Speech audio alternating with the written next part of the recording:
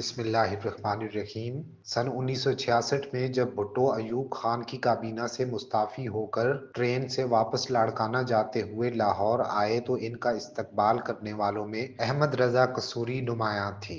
احمد رضا قصوری کہتے ہیں کہ لاہور ریلوے اسٹیشن پر ہی بھٹو کے سیلون میں ان سے ملاقات ہوئی اور دوستی کا آغاز ہوا۔ پھر بھٹو کو قصور آنے کی دعوت دی گئی۔ احمد رضا قصوری کا کہنا ہے کہ پہلے میں انہیں بابا بلے شاہ کے مزار پر لے گیا جہاں دستار بندی ہوئی۔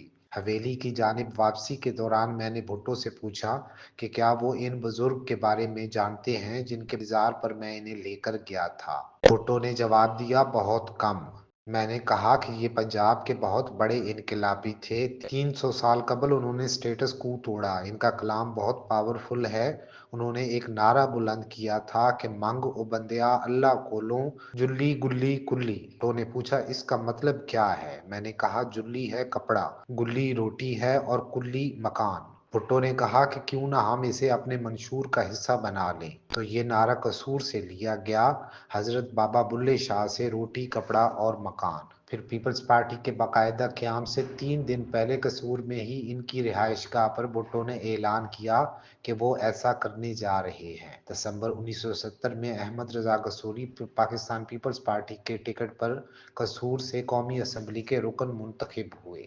مگر انتخابات کے کچھ عرصہ بعد پارٹی کے چیئرمین سے ان کے اختلافات کا آغاز بھٹو کے اس اعلان سے ہوا کہ وہ 3 مارچ 1971 کو ڈھاکہ میں بلائے جانے والے قومی اسمبلی کے اجلاس میں شرکت نہیں کریں گے اور نہ ہی کسی اور رکن اسمبلی کو ایسا کرنے دیں گے۔ بعض اخباروں نے لکھا کہ ایسا کرنے والوں کی ٹانگیں توڑ دیں گے۔ احمد رضا قصوری اس اجلاس میں شرکت کے لیے ڈھاکہ پہنچ گئے، لیکن یہ اجلاس منعقد نہیں ہوا۔ یہیں سے بھٹو اور قصوری کے درمیان فاصلے بڑھنے شروع ہو گئے۔ 6 جون 1971 کو پیپلز پارٹی کی مجلس عاملہ نے قصوری کو باضابطہ طور پر پارٹی کی رکنیت سے خارج کر دیا اور یوں بھٹو اور قصوری کے درمیان اختلافات کی خلیج مزید گہری ہو گئی۔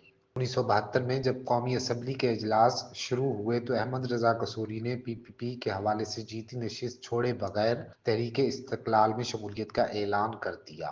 1973 کا آئین منظوری کے لیے ایوان میں پیش ہوا تو قصوری ان 3 افراد میں شامل تھے جنہوں نے اس پر دستخط نہیں کیے۔ اسمبلی میں قصوری کی بھٹو اور پیپلز پارٹی کے خلاف تقاریر جاری رہیں۔